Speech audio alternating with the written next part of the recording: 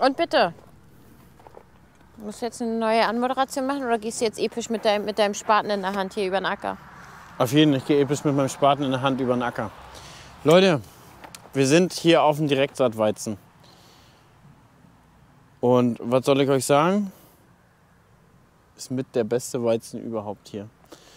Flext heute wollte ich gerade sagen. Ich meine, jetzt, ich weiß nicht, wann die rauskommt, aber dann hast du jetzt schon mit deinem Raps geflext und mit deinem Weizen flexst du. Man muss sagen, overall ist dies Jahr ein günstiges Jahr. Also dieses Jahr musstest du größtenteils nicht vergessen zu drillen.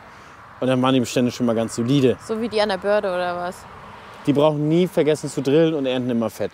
Die Jungs an der Börde. Aber, Grüße gehen raus.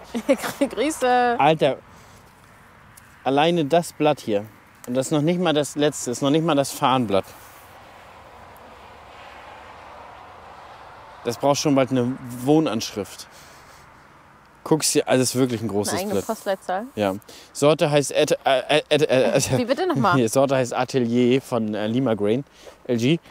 Und was uns hier auffiel, den mussten wir tatsächlich gegen Mehltau behandeln.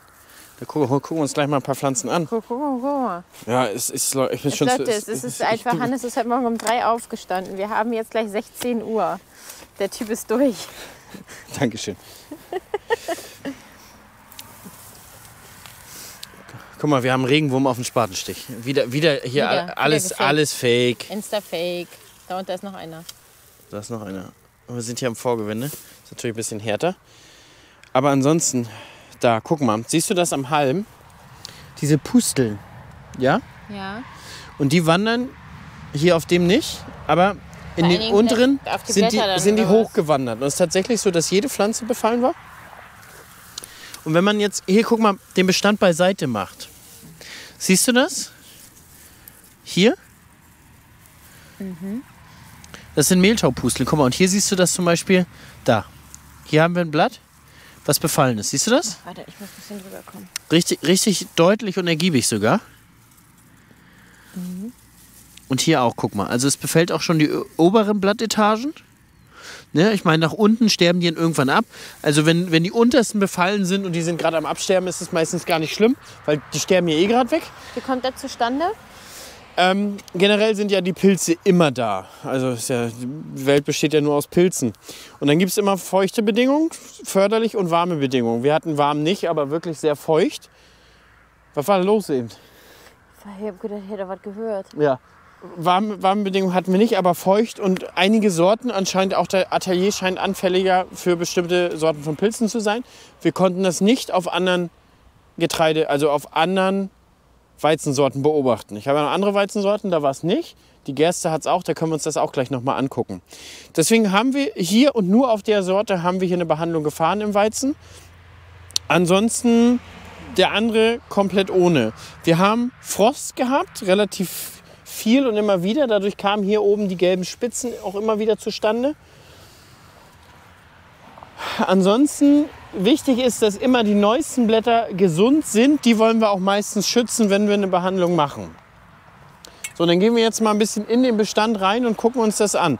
Also hier hatten wir im Prinzip Raps, haben dann mit der... Kurz, entschuldige, hast du eine Speicherkarte in der Hosentasche?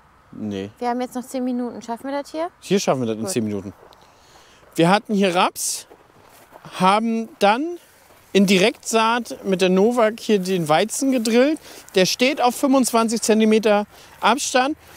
Sagt man normalerweise, die neigen nicht so zu Pilzen, also weil ja hier im Prinzip mehr Luft und Wind durchgehen kann. Kann ich hier nicht bestätigen. Ich habe zwar kein Atelier ohne, also mit engeren Abstand, aber nichtsdestotrotz kann ich nicht bestätigen, dass der nicht befallen wird oder weniger.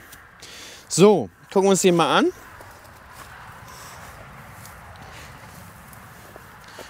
Guck dir das schon mal an, wie das aussieht. Ne? Erstmal hatten wir hier Weidelgras, das haben wir behandelt. Dem geht auch schon der Gar aus. Das wächst nicht mehr vor sich hin. Das steht jetzt seit Wochen schon. Und guck mal, wie der Boden aussieht. Ist das krass? Mhm.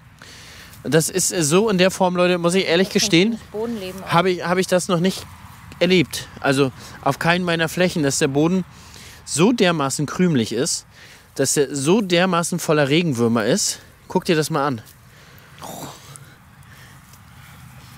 Siehst du das? Ja. Also jeder Spatenstich hat so krass viele Regenwürmer und der Boden ist so krass krümelig.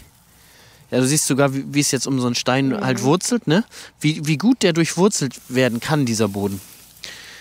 Und das ist, muss ich ehrlich sagen, das habe ich so in der Form noch nie gesehen auf keinen meiner Flächen. Schön. Eigentlich was Gutes, oder? Und gut ist auch, dass der Weizen auch dieses Jahr wirklich gut aussieht. Also es wird ja ein Erfolg werden. Egal, wie wir jetzt hier abschneiden, selbst wenn ihm das Wasser jetzt am Ende ausgeht, kann man sagen, der steht bombig.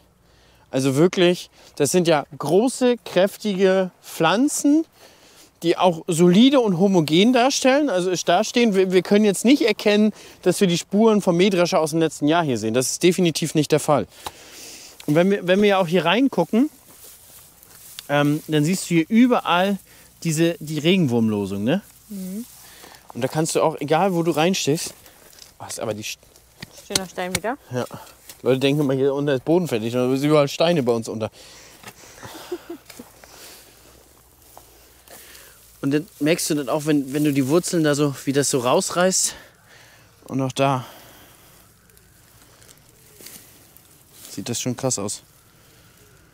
Wir fahren jetzt gleich zur Gerste gucken und da werden wir ja den Unterschied sehen. Also das ist verrückt, Leute. Das ist wirklich verrückt. So, ich kann euch sagen, wir haben ja gegenüber auf der anderen Straßenseite ist Tigerdrill-Weizen. Auch der steht sehr, sehr gut da. Definitiv, also ich habe dieses Jahr keine schlechten Bestände. Das ist kein Flex meinerseits, sondern einfach, dass die Bedingungen einfach Bombe waren dieses Jahr. Vielleicht war es mühkalt, aber wir wollen nicht anfangen zu weinen.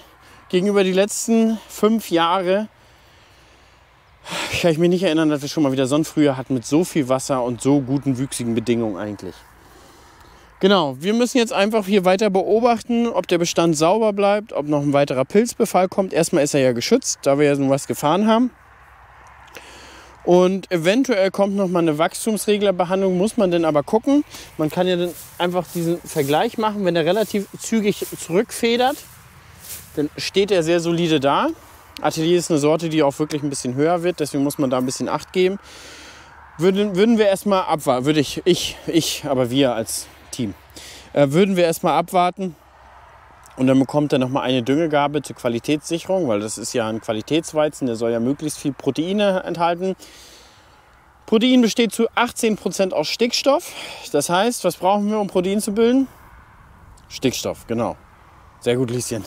Einfach nur genickt. Das heißt, wir brauchen wirklich Stickstoff. Und der lagert gar nicht so, der lagert zwar aber wir können ihm noch zusätzlich mit Stickstoffdüngung auch den Proteinwert erhöhen.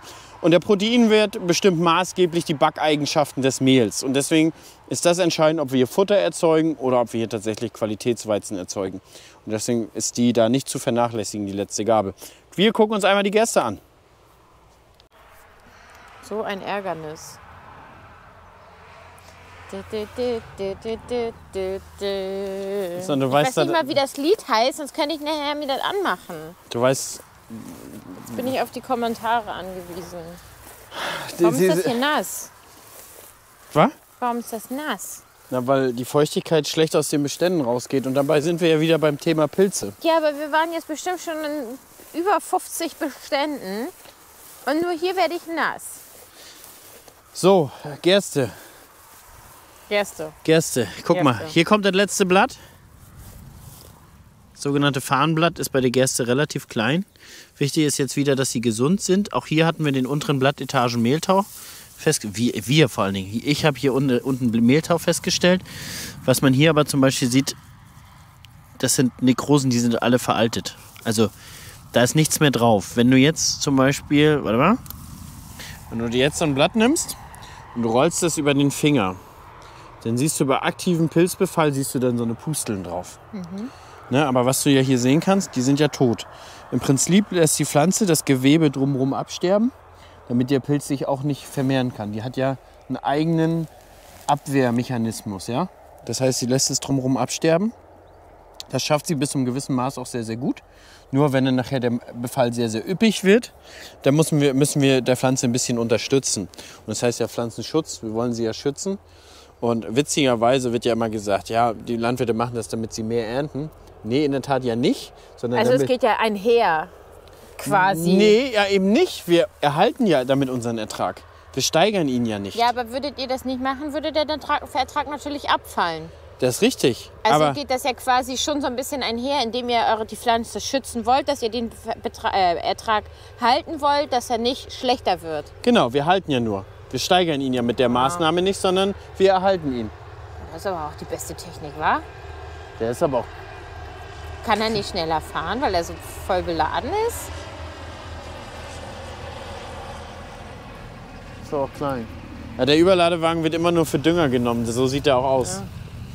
So, also, Wachstumsregler haben wir gefahren. Man sieht, der Bestand federt relativ gut. Jetzt können wir auch hier schon einmal reingucken.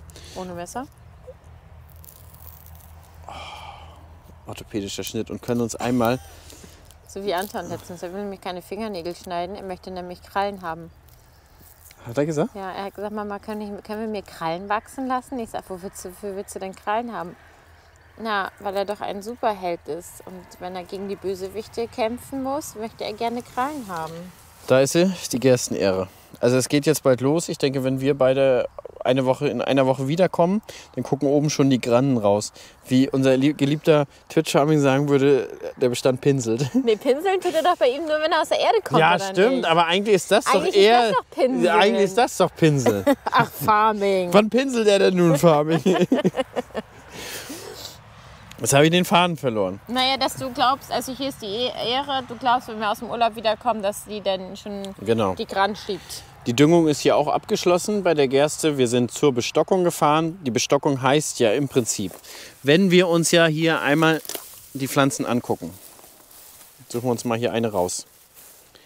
Das war mal ein einziges Korn, ja? Siehst du ja auch, entsteht so ein bisschen aus einer Wurzel. aus einer Wurzel raus. So, und wir sehen ja hier drei relativ starke Triebe, einen Nebentrieb und einen Minitrieb. Und in der Bestockung, in dem Schossen, nicht in der Bestockung, also im Schossen, also in dem BBCH 30 heißt das, die Wachstums... Wie nennt man BBCH-Stadion? Oh, heute fallen mir die Wörter aber wirklich schwer ein. In den Wachstumsstufen, in den Wachstumsstufen, einzelne Wachstumsstadien. Und BBCH 30 ist ja eine festgelegte Wachstumsstadium, was die Pflanze dann macht. Dann hebt sie nämlich ihren Vegetationsknoten an, den ersten. Wo haben wir ihn denn? Ich muss ihn erfummeln, Leute. Hier, guck mal, hier kann man ihn ja recht schön sehen. Da. Ja, der kommt dann über den Boden und dann geht's los. Ja, ab dem Punkt trimmt die Pflanze sich dann auf Vermehrung. Ja, dann hört das auf mit der Bestockung, dann geht es nur noch nach oben. Und dann ist es tatsächlich auch entscheidend, wie viel Nährstoffe sind vorhanden, wie viel Licht ist vorhanden und wie viel Wasser ist vorhanden, damit die Pflanze sagt, ja, den nehme ich noch mit durch und den nehme ich noch mit durch. Oder wie hier, guck mal, da hat sie gesagt, den lasse ich absterben. Der ist es nicht wert, genau. Aber den versucht sie noch ein bisschen, den nimmt sie auf jeden Fall auch noch mit. Aber die hat sie ja mit durchgekriegt. Und wenn wir jetzt bedenken, dass wir 200 Körner gedrillt haben und 3 hat sie im Mittel durchgekriegt, dann sind wir bei 600 Erbentragen eine halbe. Da ist schon eine Menge. Dafür brauchen wir auch eine Menge Wasser. Und das alles macht sie in der Phase. Und in der Phase können wir sie nochmal düngen. Und wenn wir dann düngen wir eigentlich für die nächsten Tage hin oder für die nächsten Wochen hin. Weil in dieser Phase, wenn sie damit anfängt, und das macht ja beim Getreide auch, dann nehmen die massiv Stickstoff auf. Also mindestens 5 Kilo am Tag. Richtig Masse. Und das ist das, wenn da oftmals der Düngezeitpunkt verpasst wird, dann hellen die Bestände super schnell auf. Weil da muss man relativ zeitig nachlegen und da beeinflusst man tatsächlich auch schon mit die Größe des Farnblattes und die Größe der Ähre. Die Befüllung der Ähre. Und deswegen ist diese Phase auch so enorm wichtig. Deswegen macht jeder auch eine Heckmeck um die BBCH 30. Und bis 32, da haben wir auch die Möglichkeit des Wachstumsreglers, weil wir... Wo haben wir den zweiten Knoten? Ist noch nicht. Doch, da ist er. Guck mal, ich bin hier ein bisschen spät gekommen. Und in der Wachstumsphase ist es tatsächlich, also in der 30 bis 32 geht es tatsächlich nur um diesen Part. Den schiebt er. Den schiebt er. Und je zeitiger wir kommen, desto mehr können wir hier das Ganze kürzen. Ich war jetzt hier ein bisschen spät. Als ich das erste Mal los bin, warum lachst du? Du warst ein bisschen spät im Kommen. Danke. Aber warum ist das so bei Landwirtschaft? Kannst du mir bitte, warum ist das so extrem doppeldeutig? Das scheint was ultra perverses zu sein, diese Landwirtschaft. Jedenfalls ist das ein Problem, ich habe ihn nicht kurz gekriegt.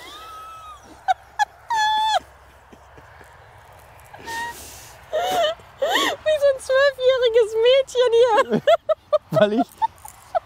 Weil ich zu spät reingekommen bin, habe ich ihn nicht kurz gekriegt. Und dann ist der Halm auch nicht dick genug geworden. Ey, wenn man so drüber nachdenkt, ist das echt schlimm, oder? Ja, ist verrückt, oder Lisa? Jedenfalls, wir können diesen Punkt, wir können den Bereich zwischen den Internodien, den Wachstumsknoten kürzen und auch ein bisschen für mehr Halmstabilität sorgen. Ich bin hier ein bisschen spät gekommen.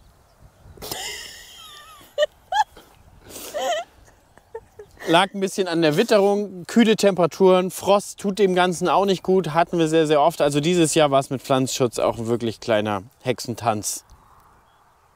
Schalte ich wieder live zu dir. So, Leute, das war Thema Gerste. Ansonsten Gerste sehr anfällig bei Pilzkrankheiten. Prof hat immer gesagt, alles mit die im Namen ist anfällig, alles mit er im Namen oder mit der ist nicht so anfällig. Die Gerste anfällig. Die Sonnenblume? Die Sonnenblume anfällig, die Kartoffel anfällig, der Weizen robust, der Mais, Der Raps. der Raps, die Rübe anfällig. So, die Sonderkulturen. Super anfällig. Damit haben wir die Gerste. Lass mal noch mal einen Blick rüberschweifen. Auch die sieht enorm gut aus.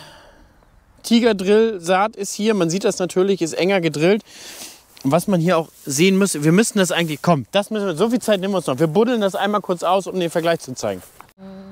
Was man aber auch sagen muss, wenn der jetzt das Farnblatt schiebt, das Wachstum nach oben ist ja so gut wie abgeschlossen. Also so viel länger wird sie jetzt auch nicht mehr.